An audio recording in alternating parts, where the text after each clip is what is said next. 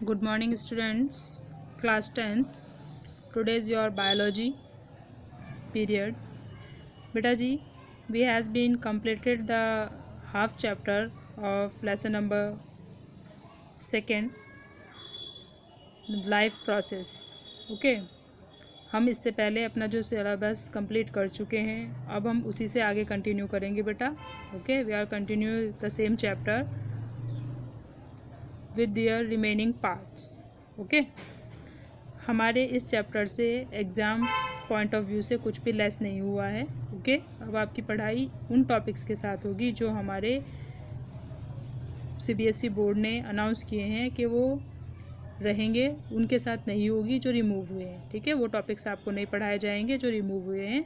10th class biology में ऐसे सिर्फ 2 चैप्टर्स हैं. एक तो कंट्रोल एंड कोऑर्डिनेशन जिसमें से रिमूव हुआ है, और एक हेरिडिटी एंड एवोल्यूशन. ठीक है, बाकी हमारे किसी चैप्टर से बायो के कोई चीज़ रिमूव नहीं हुई है. ये चैप्टर हमारा कंप्लीट है, इसको हम कंप्लीट पढ़ेंगे. ओके बेटा, सो लेट्स स्टार्ट.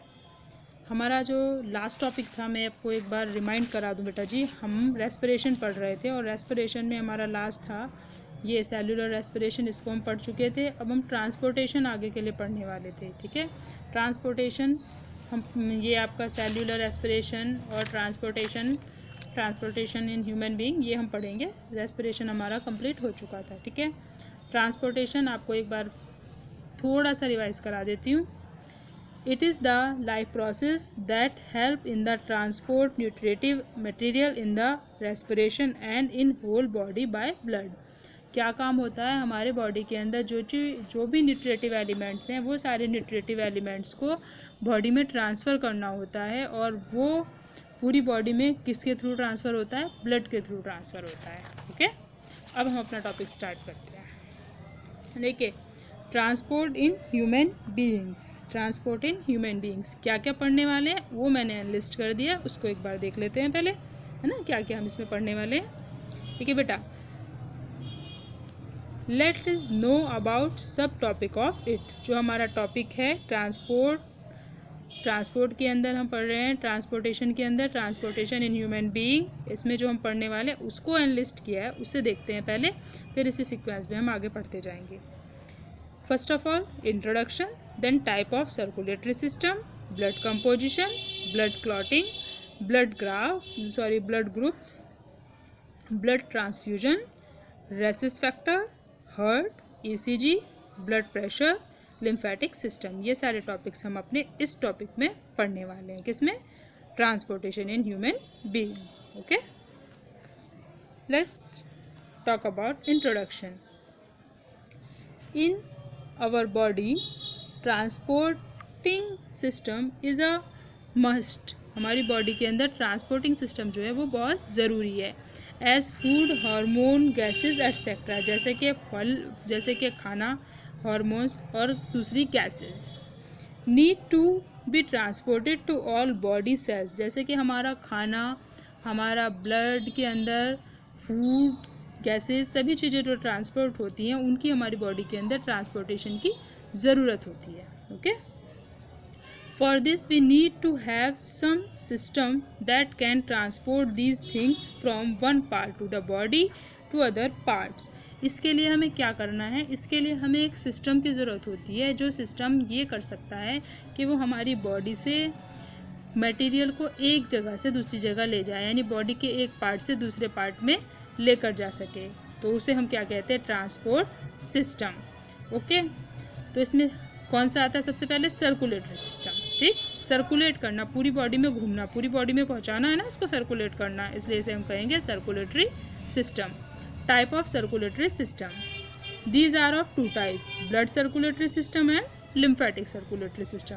ठीक है, ब्लड सर्कुलेटरी सिस्टम तो आप सबको पता होगा कि हमारी बॉडी के अंदर ब्लड मूव करता है, ब्लड के थ्रू गैसेस, प्रोटीन्स, विटामिन्स ये ट्रांसफ़र होते हैं, है ना, ब्लड पूरी सेल्स तक, पूरी बॉडी तक पहुंचाता है.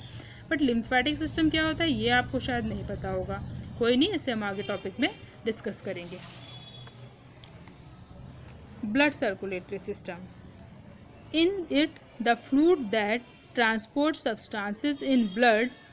ठीक है, ब्लड सर्कुलेटरी सिस्टम क्या करता है? अपना जो मटेरियल है, कुछ सब्सटेंसेस को बॉडी में ट्रांसफ़र करता है। और किसकी हेल्प से ट्रांसफ़र होते हैं? ब्लड की हेल्प से ट्रांसफ़र होते हैं। Let us know about blood. First, blood is formed by two component.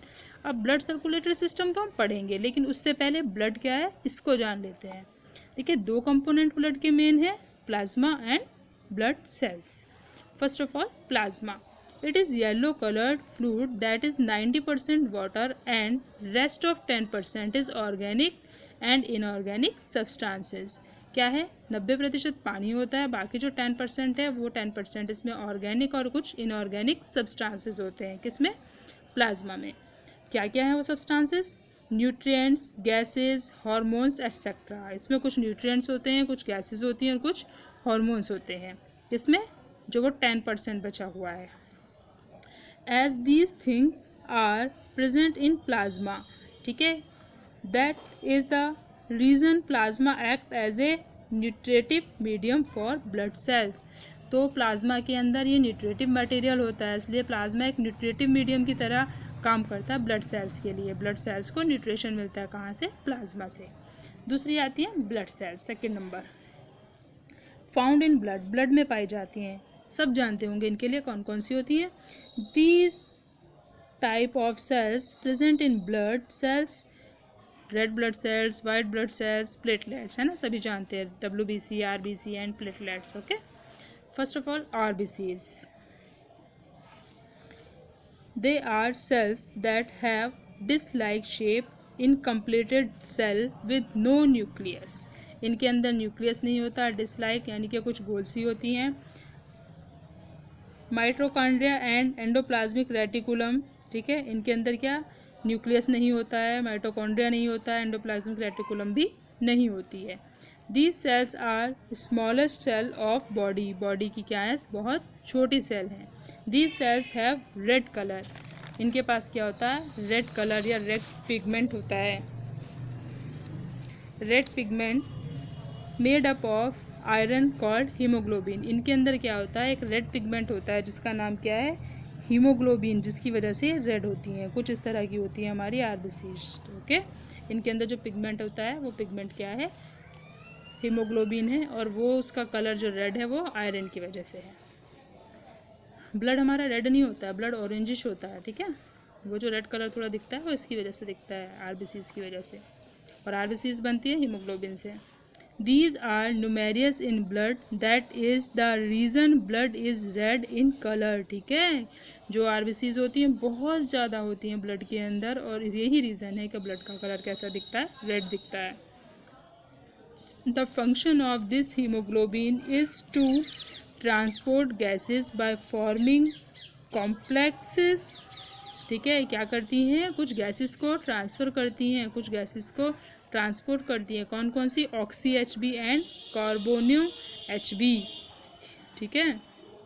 First haemoglobin और 4 आयरन मॉलिक्यूल्स। देखिए, एक हीमोग्लोबिन से कितने आयरन मॉलिक्यूल से एक हीमोग्लोबिन मॉलिक्यूल बनता है? 4 से, ठीक है। तो हम बात कर रहे थे कौन कौन सी गैसेस को ये ट्रांसफ़र करती है। ऑक्सी HB हो गया और कार्बोनो HB हो गया। दूसरी बात, एक हीमोग्लोबिन मॉलिक्यूल जो है 4 आयरन मॉलिक्यूल से मिलकर के बनता है। 4 आयरन को मॉलिक्यूल यानी कि Fe के 4 मॉलिक्यूल मिलेंगे तब एक हीमोग्लोबिन मॉलिक्यूल बनता है। These cells are synthesized in bone marrow of adults and in infants in spleen from stem cells। Bone marrow में बनता है ये, किनके अंदर बोन मैरो में बनता है? अडल्ट के अंदर। और जो इन्फेंट्स मीन जो छोटे बच्चे होते हैं उनके अंदर बनता है स्प्लिन में। क्या बनता है? Red blood sales. The life span of these cells is 120 days. 120 दिन लाइफ स्पैन होता है इनका, और 120 दिन के बाद ये डेथ हो जाती है इनकी बॉडी के अंदर। These cells are also called erythrocytes. दूसरा नाम क्या है इनका? एरिथ्रोसाइट्स। अब अभी आपने पढ़ा स्टेम सेल्स, है ना, यहाँ वर्ड आया था stem cells. Stem cells present in bone marrow and form many type of different cells, ठीक है। बोन मैरो के अंदर एक सेल होती है जिन्हें हम कहते हैं स्टेम सेल्स, और ये क्या करती हैं? कई तरह की सेल्स को बनाती हैं। यहाँ WBC भी बनती है, आगे आप पढ़ेंगे। दूसरी बात क्या है? WBC cells are irregular in shape, ठीक है। जो रेड ब्लड सेल थी वो तो डिश शेप की थी, ये इरेगुलर होती है, इनकी कोई शेप नहीं होती। And are completed cell enclosing organelles, ठीक है। और क्या होती है, ये पूरी तरह से एनक्लोज्ड होती है। Do not have any pigment, कोई पिगमेंट नहीं होता है, इसीलिए वाइट है। In them that is the reason they have no colour, ठीक है। कोई पिगमेंट नहीं है, जैसे कि आरबीसी में हीमोग्लोबिन था जो कि आयरन से बन रहा था, उस वजह से वो रेड थी, लेकिन इनके अंदर कोई पिगमेंट नहीं है, इसलिए ये कोई कलर नहीं रखती हैं। Have life span 2 to 4 weeks, ठीक है। 2 से 4 हफ्ते का होता है इनका लाइफ स्पैन, जबकि जो रेड ब्लड सेल्स थी उनका था 120 डेज, 120 दिन। अब 120 दिन यानी कि 120 दिन ज़्यादा हुए या 2 से 4 दिन, है ना, 2 से 4 हफ्ता, ठीक है, सप्ताह। मेड इन स्टेम सेल, ये भी कहाँ बनती है, स्टेम सेल। अभी मैंने आपको बताया था कि बोन मैरो में स्टेम सेल्स होती हैं जो डिफरेंट टाइप की सेल्स बनाती हैं, और इन्हीं सेल्स से क्या बनती हैं, वाइट ब्लड सेल्स भी बनती हैं और रेड ब्लड सेल्स भी बनती हैं। WBCs ऑल्सो कॉल्ड ल्यूकोसाइड्स और सोल्जर ऑफ आवर बॉडी, इनको हम ल्यूकोसाइड्स कहते हैं, और अपनी बॉडी का हम इनको सोल्जर भी कहते हैं। सोल्जर यानी सिपाही। क्यों कहते हैं, जब भी हमें कोई बीमारी होती है, ठीक है, कोई भी प्रॉब्लम हमें होती है, तो हमारी बॉडी के अंदर ये WBC सबसे पहले फाइट करती हैं उस पैथोजन से लड़ने के लिए, उस एजेंट, उस वायरस, उस बैक्टीरिया से लड़ने के लिए जो हमारी बॉडी के अंदर इंजेक्ट हो जाता है, ठीक है। तो इसलिए इन्हें हम कहते हैं सोल्जर्स। सबसे पहले ये लड़ाई करती हैं, और अगर ये उसको हराने में कैपेबल नहीं है तो आपको फिर बाहर से मेडिसिन लेनी पड़ती है, वरना आप खुद ही ठीक हो जाते हो। एज दे, ये देखिए इस तरह की रेगुलर शेप की होती हैं। As they protect our body from infection causing agents, इधर they engulf infection causing agents और दे सीक्रेट सर्टेन प्रोटीन्स। ये क्या करती हैं, हमारी हेल्प करती है, हमकी प्रोटेक्शन देती है एजेंट से, पैथोजन से, और क्या करती है, उनको खा भी जाती हैं, एनगल्फ उनको खा जाती हैं, किनको, जो इन्फेक्शस कॉजिंग एजेंट्स होते हैं, डाइजेस्ट कर जाती है उनको। और they secrete contain certain proteins that make infection causing agent harmless, ठीक है। ऐसे प्रोटीन को भी सीक्रेट करती हैं जो इन्फेक्शस एजेंट्स को मारने का काम करते हैं।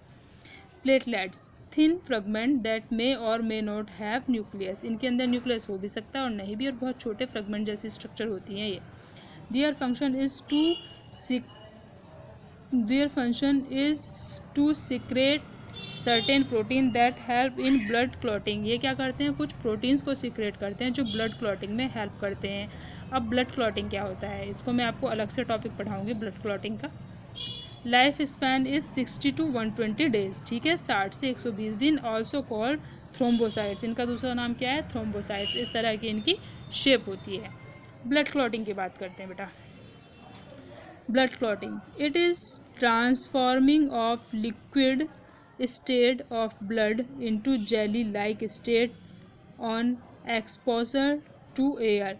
ये क्या होता है, ब्लड की लिक्विड फॉर्म होती है, लिक्विड फॉर्म क्या होती है, और जेली लाइक फॉर्म में ट्रांसफ़र हो जाती है एयर के कांटेक्ट में आकर के। In plasma there are proteins called prothrombin and fibrinogen that help in clotting. Prothrombin और फाइब्रिनोजन होता है, ठीक है, ये क्या करते हैं, हेल्प करते हैं क्लॉटिंग में। अब क्लॉटिंग क्या होता है, देखिए सुनिए, आपको चोट लग जाती है, आपको चोट लगने के बाद में आपकी जो चोट के ऊपर जो इंजरी होती है, जो उस इंजरी के ऊपर जो क्लॉटिंग होती है, खुरन जम जाता है ना, एक रेड कलर की सेल्स बन जाती हैं, तो जब आप उसे छुड़ा के देखते हो उसमें कुछ चिपचिपा लगता है, आपको दर्द भी होता है ना, उसे हम कहते हैं सीरम। वो हमारी प्लेटलेट्स ही होती हैं, और वो जो खूरंट आपकी बॉडी पर बनता है उसको जो बनाने का काम करती है वो भी क्या करती है, प्लेटलेट्स ही करती हैं। यानी कि आपकी जो सेल्स हैं, बॉडी की जो सेल्स हैं जो डैमेज हो जाती हैं किसी चोट की वजह से, वहाँ पर उनको जोड़ करके उनकी मरम्मत करने का काम करती है, उनको हील करने का काम करती है। उस चीज़ को हम कहते हैं ब्लड क्लॉटिंग। उसको कौन करता है, प्लेटलेट्स करती हैं बेटा, ठीक है। इसके हम मैकेनिज़्म के बारे में अपने नेक्स्ट लेक्चर में देखेंगे, ठीक है बेटा। You must be note down the whole topics in your notebook. If anybody have any problem, please contact me. Okay, all the best.